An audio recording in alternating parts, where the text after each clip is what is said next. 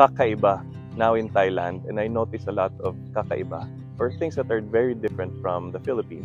Ngayon lang, I was just walking by this pond that you see there at the back. Tapos may mga bayawak na lumalangoy at umaakyat pa. Kakaiba talaga. May mga nakita din ako mga squirrels at yung mga ibon nila, syempre iba din sa atin. Kahapon naman, we went to a marketplace. Yung mga binibenta din doon, hindi katulad sa atin.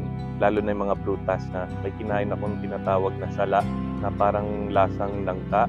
At sabi ng mga kasama ko, parang mabolo fruit. Tapos yung shell niya, napakatulis. Kakaiba. Meron din parang maliit na mangga na pati ang balat kakainin mo. Another thing na kakaiba dito, there's a huge place, a marketplace, ang laki, pero lahat ng binibenta doon, oranges, the orange market. Pumunta din kami sa isang marketplace na nakahilera lang bawat prutas. Iba-ibang prutas, isang section para sa certain kind of fruit. Mga paborito ko doon, yung buko, yung durian, saka yung sampalok. Tapos yung langka nila, ang lalaki. It's different.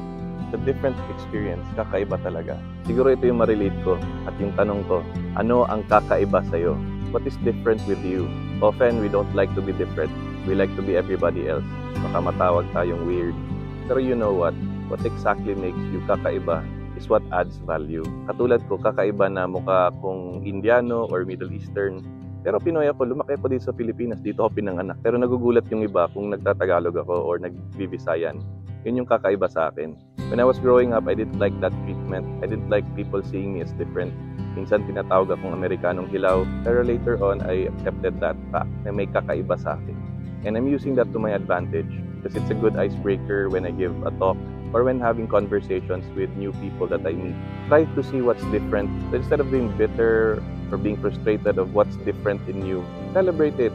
Regalo ng Diyos yan. Baka there's a uniqueness in your appearance, there's a uniqueness in the way you speak, or a uniqueness in your background, or there may be even disabilities that you thought are disadvantages, but are actually relatable with others who have the same problem.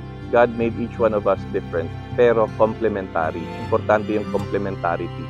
Because we're not made to survive alone. We're made to need each other, na magtulungan using our unique abilities.